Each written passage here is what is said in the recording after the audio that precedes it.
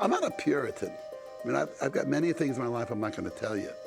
But when things are important, like drawing and art, you can't, I separate that from the mundane.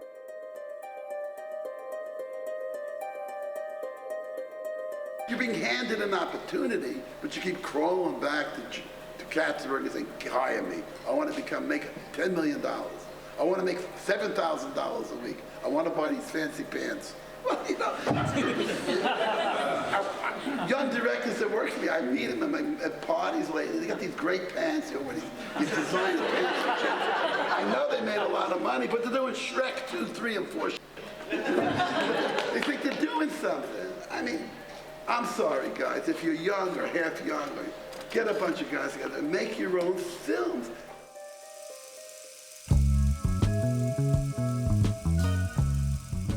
Back in the 70s, Disney was turning out this treacle. It was, you know, Aristocats, Robin Hood, who cared? And Ralph came out there and he got my generation, and by extension, your generation, interested in animation again. And it was kind of cool. I think without Ralph, animation would have actually died out.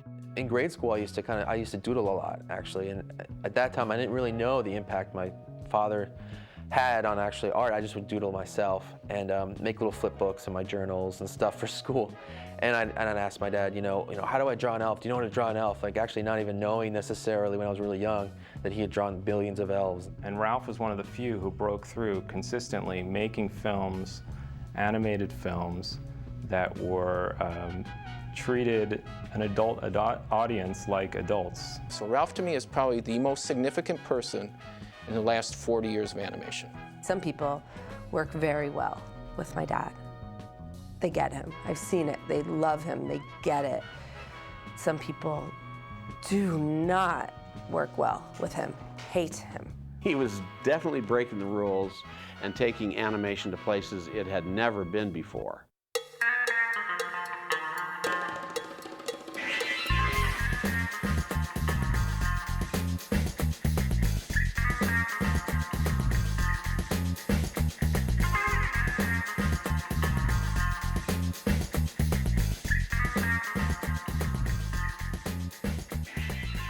If you don't do it Disney's way, you're nothing and you're crap.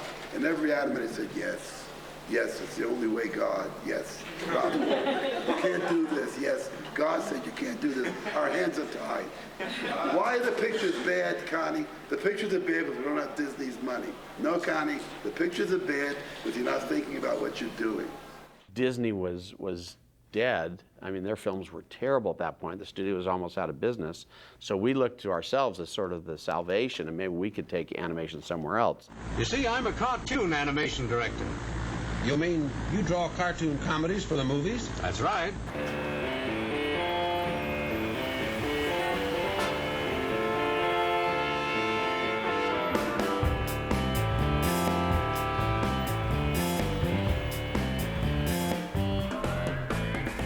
Ralph grew up dirt poor in Brownsville, Brooklyn.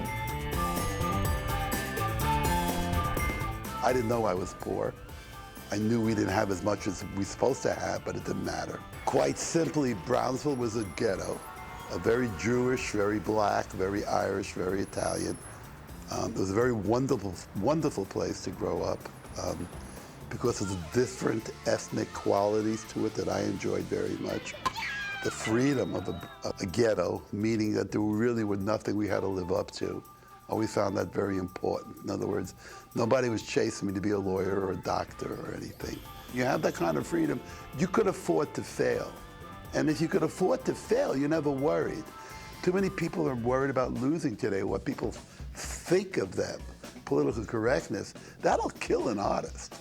You know, if you're worried about what people would think, you're never going to do Heavy Traffic or Fritz the Cat. I lived in a very mixed neighborhood, and never once in my house heard anything racist. Not once.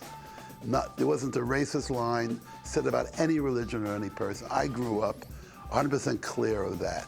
That also allowed me to treat people as I treat them, but it also allowed me to look at people as who they were.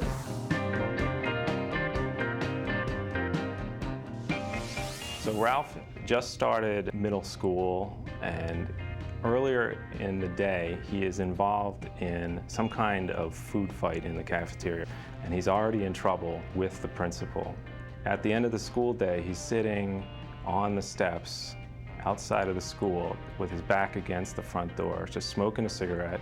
He's leaning against the door, and someone starts pushing from the inside. And Ralph gets angry, and suddenly someone just pushes with such force that the door opens, and it's the principal again. So it's twice in one day with the same principal. And it's that second meeting where I tried to save face, and I just told him I was a great artist. Now, where that came from and how that came, it came from reading comic books, maybe. And a light bulb goes off over the principal's head because he knows there's a technical art school that he can send kids like Ralph to get him out of his hair. So it was that incident that got me into art school that changed my life.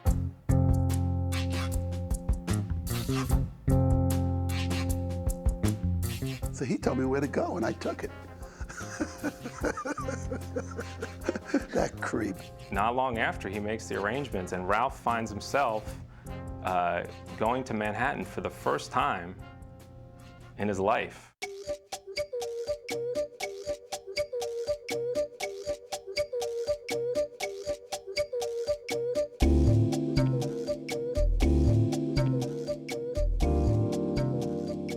Cartoon stuff sounds interesting. I always wondered how they did it. Well, maybe we can dicker a bit. How about spending a day or two at the studio? That sounds okay to me. Cosmo was one of Ralph's friends at the art high school that he attended in Manhattan. Cosmo got himself a job at Terrytoons, which is a cartoon company in New Rochelle, New York, and in turn said, Ralph, you got to come out here and work. Say, we'll make a cartoonist out of you yet. Terrytoons was a fantasy world come true for Ralph. Everywhere you went, it was art. It was cartooning before computers. You know, everywhere on the floor, thousands of drawings, thousands of women sitting there painting cells, all these great characters and inking by hand. It was a fairy tale come true. I couldn't wait to get to work. I would have paid them. So I spent years there painting and inking and everything, and I was very anxious to get to animate because I could. And I did all the work, and I'd go home every night and animate on my own. So I'm sitting there saying, I've had enough of this. I'm not waiting anymore. And so I picked up my desk at lunch when nobody was around. Picked up my desk and said, I'm going downstairs, I'm going to animate. And Ralph was the only Jewish person there. You know, he was kind of a little bit of an outcast, and he had the ability and the talent, and he was passed up several times, you know, for promotion and moving ahead. Production manager comes through. He says, what are you doing here? Because he knows I belong upstairs with inkers and painters. I said, well, I'm animating. What do you mean what I'm doing here? He said, what do you mean you're animating? I said, well, I'm animating. Ask Connie. Connie was the director. I wouldn't have gone downstairs and said, let me animate if I could not animate. I would have kept my mouth shut. But the minute I knew I was better than most guys in the place, I went downstairs. I said, you didn't go downstairs because you're not better than anyone else yet. Terrytoons did not let directors work on the scripts, did not let directors do the storyboards, and no directors recorded the voices. So after about a year of that, I had enough. Why did you leave? Because I wasn't getting anywhere. After 18 months, I figured I was worth more than they were paying me. And I figured I was ready for promotion to more important work.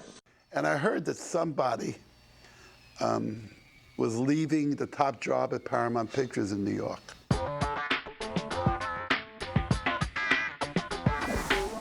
I called someone at Paramount. I said, I'd like to inquire about the job. He says, come on down. And after an hour and a half of talk with him, he hired me. And they gave me Paramount Cartoon Studios to run at, I don't know, 25, 26, I don't know. So I get to the elevator and I'm shaking because I got a whole place to run. And I'm young and I'm very scared. So I'm afraid he's gonna come out of his office and change his mind. So I run down all the 44 floors. Animators don't have to be crazy, but it helps.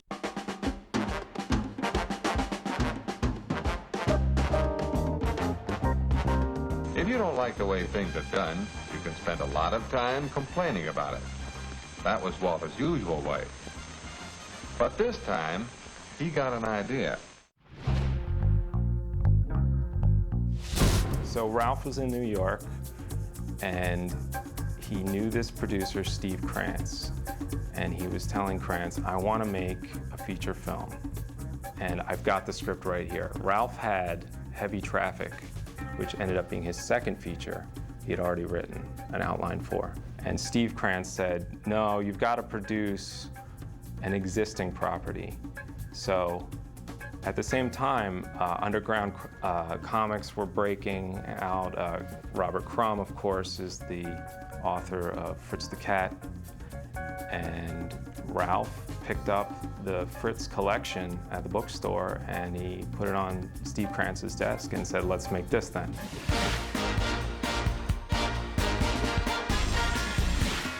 Ralph hit a grand slam with this film, his first feature film.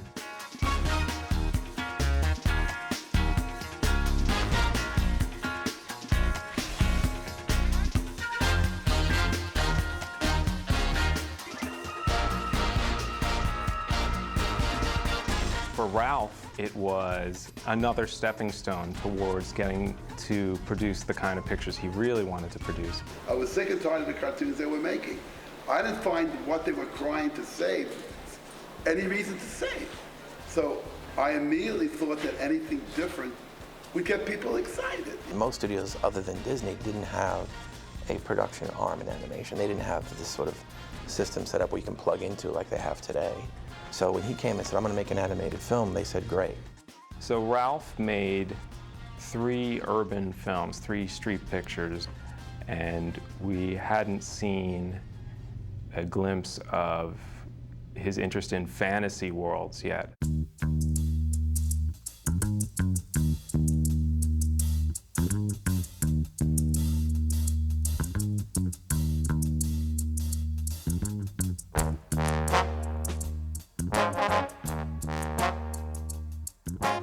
I went to Wizards because my pictures before that, Coonskin, Heavy Traffic, Fritz the Cat, Hey Good Looking, the fights were, look, let me clear something up in this heroic business. The fights were incredibly hard. Studios are ready to sue me for all kinds of reasons, degeneracy, anything they could make up, and it's only by a hairbreadth that they decide not to. Artists have been, doing this for as long as time. Artists have been ridiculed, have been praised for their opinions and their visions. And I think that, Ralph is no different. So the point is, I wanted to make something that would keep me excited. Because being bored at your art form is not a good thing. He drew what he saw. He drew the reality of things around him. He is not worried about offending people. My films have been around for 30, 40 years. People are rediscovering them each 4 years in colleges, and they are stunned. I'm a professor at a university, and we like to show his films in class. And sometimes the students will react. I mean, they all love it, but sometimes we get hesitant. The program director says, I don't know if you should show this R-rated / X-rated movie. They all have respect for my dad, but there's always that little bit. It's the only kind of film where it's like, those films, Heavy Traffic, you have to think twice before you view it. Was I ahead of my time? No. Everyone else is behind. I'm not ahead. I'm doing what's right for an artist. He's doing what he believes in. So I'm not ahead of my times. What I am is honest. What they are is dishonest.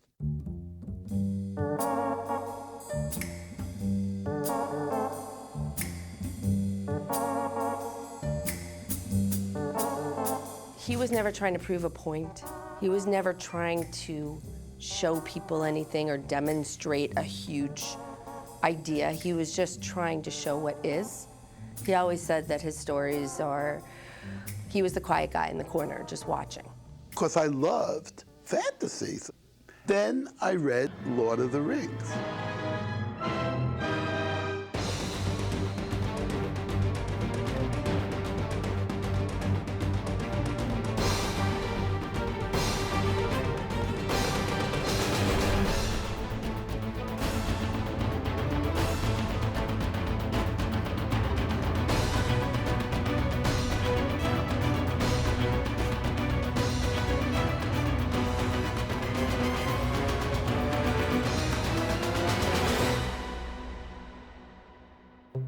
And I went nuts. I mean, it was probably the greatest fantasy for realism. Tolkien is so brilliant, so great. He has a totally believable world he put together. You know, every page, detail on what they're eating and how they look and how they feel.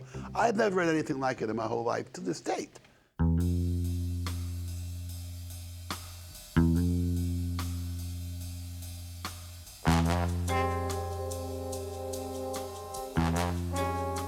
So I went into his office, and the woman asked about an appointment, and I said no.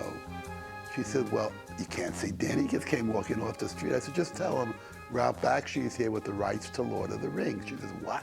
She grumbled and she growled, and she finally did it. She does it, the door swings open, he comes storming out of his office. You got what, Ralph? Ralph would just basically, go into a studio executive's office, pitch an idea, and they would, they would greenlight it many times off his pitch. And then they fired Dan Melnick next week. And this guy, Dick Shepard, comes in. Shepard calls me into his office, he says, Lord of the what? I say, well, Lord of the Rings, we have a deal. He says, I don't want to make that stupid picture. I said, oh, I said, give me my rights back. He says, we don't want to give you your rights back. So I said, why don't you take your $100,000 back? Would you give me the rights? He says, yeah, I'll do it if you give me back the $100,000. So yeah, I mean, this picture made billions of dollars years later, and these are the kind of geniuses you have in Hollywood, right? I do think that he was lucky. I think he was lucky in a lot of situations. When you hear his entire life story, he's been in so many situations, like walking into an elevator, walking into a coffee shop, things roll, somebody's like, hey, all right, I'll fund your film, all right.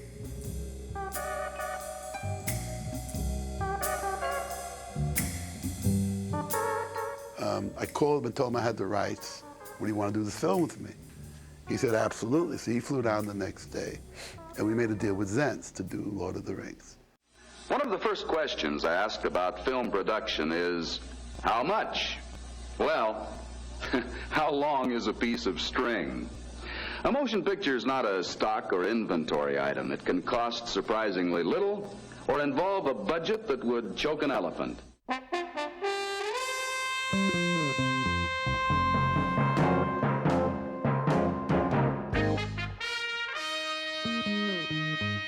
It was a point in my life where I had read it in high school, and all my friends had read it, and then when word got out that he was doing it, it was, people were incredibly excited, and they were also warning me that he better get it right.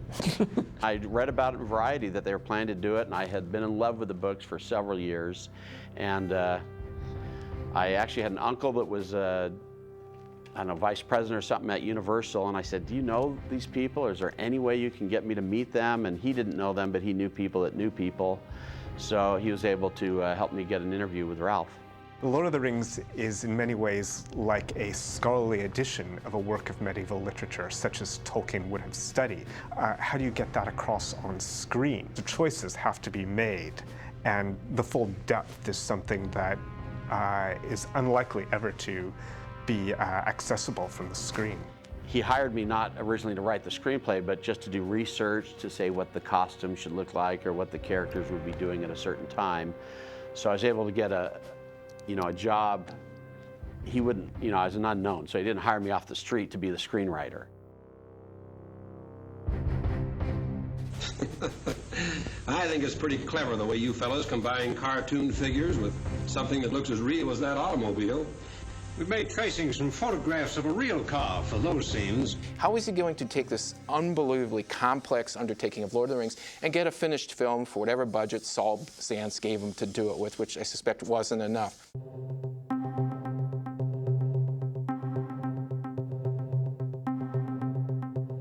And what is rotoscope? Rotoscope is where you shoot live action and you produce photographs from the live action frame by frame. If you put these photographs on an animator's desk and have them draw over the photographs, you now have a pencil drawing of the drawn photograph. When you flip the pencil drawing, it's going to move just like the photograph, more or less.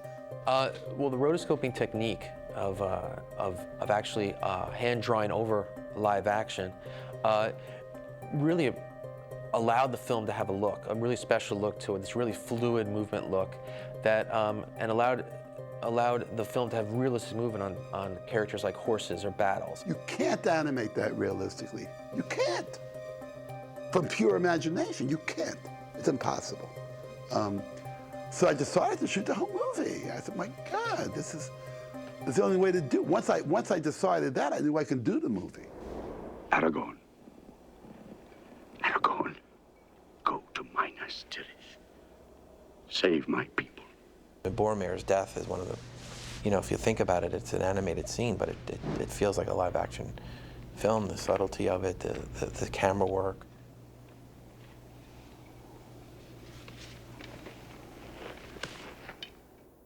I talked to Ralph about solarizing the film, you know, and process it at the lab. And when you solarize film, it looks almost like a drawing, you know. It's a technique that you expose the film to light while it's being processed. But it has to be just so much light, and it has to be timed just right, but it does give a good effect, and of course, it saved a lot of problems in the battles, you know, with all these people in Madrid. I think that ultimately what Bakshi showed was that The Lord of the Rings could be tackled cinematically, and it could be done in a way without Disneyfying Tolkien. It showed that fantasy and fairy tale were serious adult enterprises.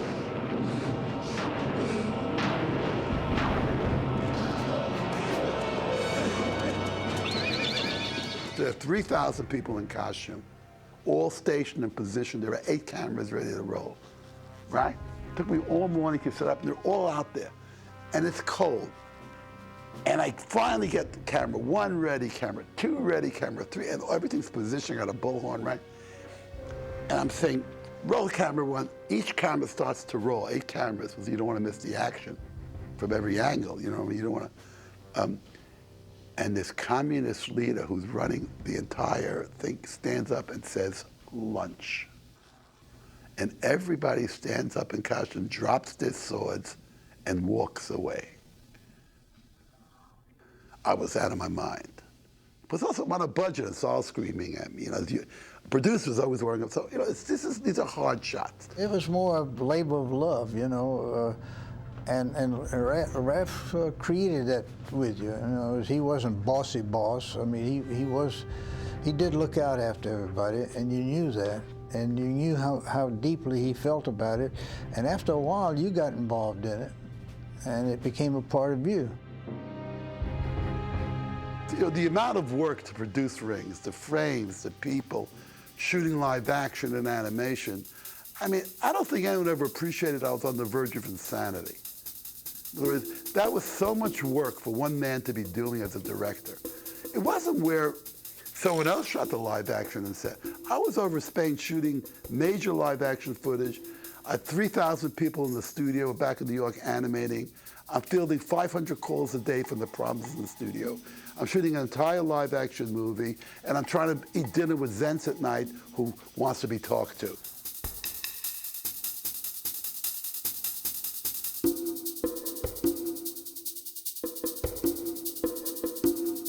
I'm saying, so after a couple of years of that, I was pretty much a basket case.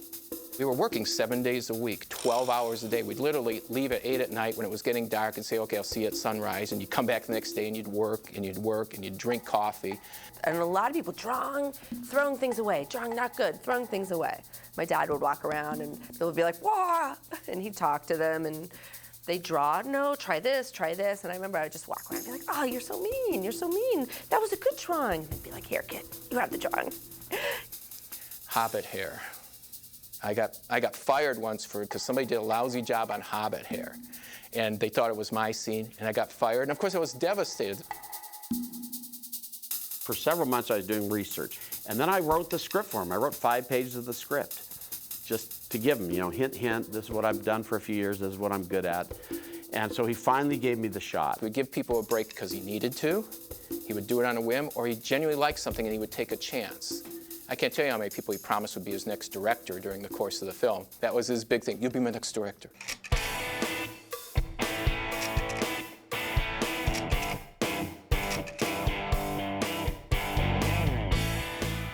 Jagger, who always wanted to play Frodo, but I found out later that's why he really came up. But when Mick Jagger really came up and walked through the studio, the girls went crazy. No one could talk. Everybody was shaking. People were running into hallways screaming. You had this thundering hooves, people running up and down the stairwells trying to get to see him. And it was bedlam. The management eventually threw Bakshi Productions out.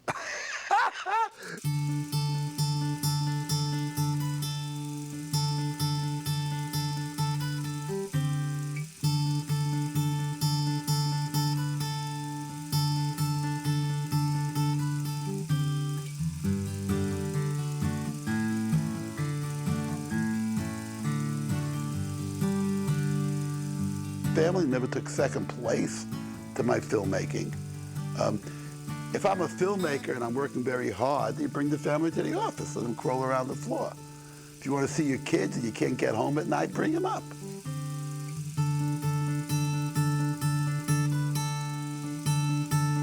It's your family. What else you got? I mean, you got a car, you got a dog, you got your family. That's it, you know. Because he threw me right in there. He didn't kind of warn me. I just showed up on set and he said, "Mark, you're gonna go do this." I'm like, "What?" He goes, "Yeah, go over there. You have to take the camera crew. Here are the storyboards. I want get me these angles." And I might have been 17. He brought us in for voices. He brought his father in for voices. He just does a lot of voices. I ran my own company. We didn't have budgets big enough to hire all the people that I would have needed to cover me. So Liz came in and took care of all the business. I don't have to bother with it. She wasn't ever telling me, like everyone else was, to be more commercial. She fought for me to continue to do exactly what I felt right or wrong.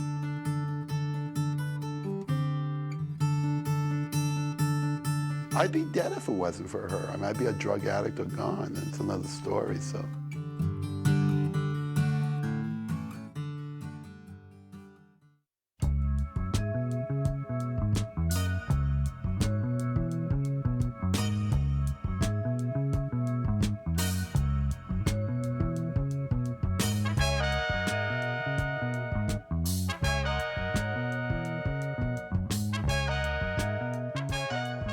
He's taken his perseverance for film and really transferred it into his art. You know, when I go up to visit him, he's on top of the mountain, you know, painting nonstop. He's in his studio, painting all day. Comes out for dinner, goes back in there, paints. You know, goes to sleep, wakes up, paints more. One thing I noticed Ralph had a lot of was perseverance when faced with obstacles. Nothing seemed to steer him off course. If you're an artist, if you have something you wrote, you directed, you produced in your own company, something you truly have to make, perseverance is easy. You sit there crying about getting a job at Disney or things are falling apart. The same thing the old animators were doing when I was a kid. It's all crumbling. It's not crumbling. You're crumbling. What I tell people about Ralph is, whether you like Ralph or hate Ralph, whether you like Ralph's films or hate Ralph's films, he made 8 films in 10 years exactly how he felt like it. He didn't do focus groups. He didn't care what the marketing people said. He did what he wanted to do, and I think that's why he was successful. He got people to give him money to make animation when nobody gave a shit about animation. So perseverance is something you get if you're doing something you truly love. And perseverance is something you don't have if you don't care about what you're doing. You think I would have gone to the extent I went with people and finding them if I didn't care about the films?